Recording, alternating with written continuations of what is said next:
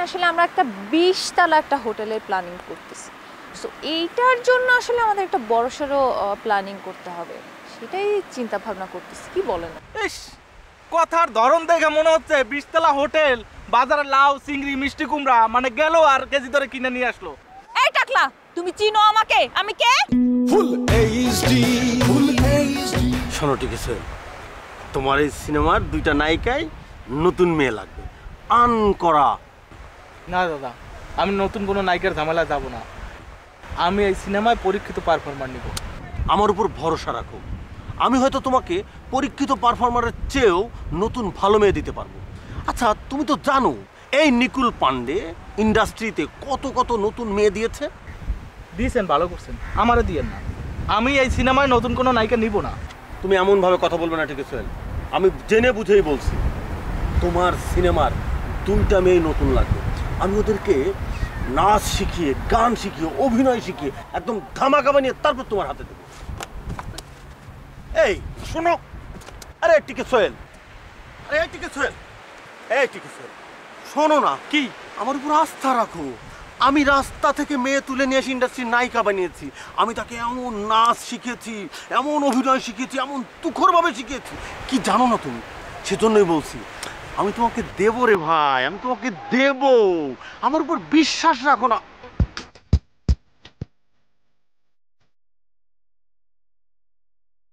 পেয়ে গেছি মনে হয়। কি পেয়ে গেছেন? আরে সে দেখো না,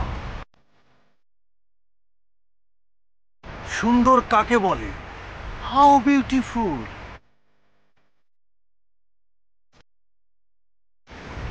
তোমার সিনেমার জন্য এই মেয়ে দুইটাকে যদি নায়িকা হিসেবে পেয়ে যায় টাকলা। Excuse me, any problem?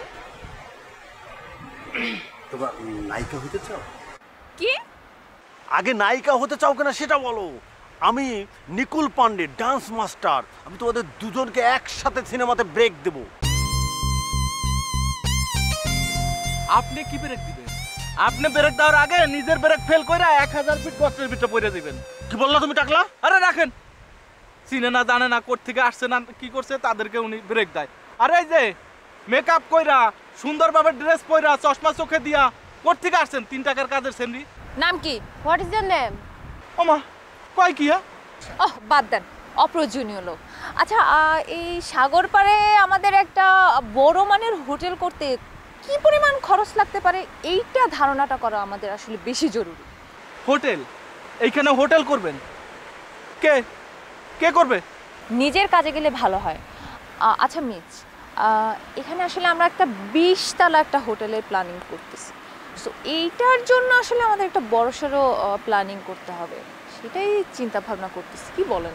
ইস, কথার ধরন দেখে মনে হচ্ছে 20 তলা হোটেল, বাজারে লাউ চিংড়ি মিষ্টি কুমড়া মানে গেল আর কেজি ধরে কিনে নিয়ে আসলো। এই টাকলা, তুমি চিনো আমাকে? আমি কে? আমি কে, কি এবং কেন? আমি কত প্রকার ও কি কি? আমি কাকে বলে জানো কিছু? আমি ইচ্ছা করলে কক্সবাজারে এক তুড়িতে কয়টা হোটেল কিনে ফেলতে পারি, তোমার কোনো ধারণা আছে? তুমি জানো আমার সম্পর্কে? আমার পিছনে কারা আছে, কাদের ব্যাকগ্রাউন্ডে আমি চলি, কারা আমার ব্যাকগ্রাউন্ডে চলে, আমার সঙ্গে কোন বড় বড় ব্যবসায়ীর কিংবা কোন কোন বড় বড় সিনেমার প্রোডিউসারের কানেকশন আছে তুমি জানো? আমার সাথে কাদের ওঠা বসা জানো? জানো তুমি কিছু? আমি বছরে কতদিন বিদেশ থাকি, কতদিন দেশে থাকি, আমি কোথায় যাই কোথায় যাই কোথায় ঘুরি, এটা তুমি জানো? আমি কোন কোন দেশে ঘুরি, আমার কোন দেশের কোন মন্ত্রী মিনিস্টার, আমার কোন আদালতের কোন জজ ব্যারিস্টার, কোন দূতাবাসের কোন অ্যাম্বাসেডর আমার সঙ্গে যোগাযোগ করে, এটা তুমি জানো? জানো কিছু? কোনো কিছুই জানো না।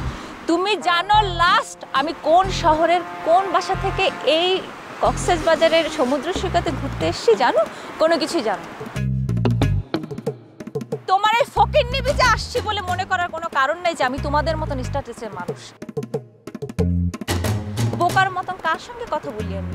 আশ্চর্য, কার সঙ্গে কথা বলতেছি আমি?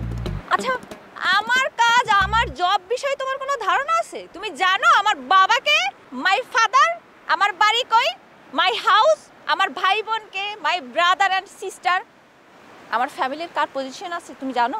কার কি অবস্থা জানো? কিছু জানো না, কিচ্ছু জানো না। না জেনে যা করছো তারা কখনো করবে না। এইবারের মতো মাফ করে দিলাম, যাও। কিসে সোহেল?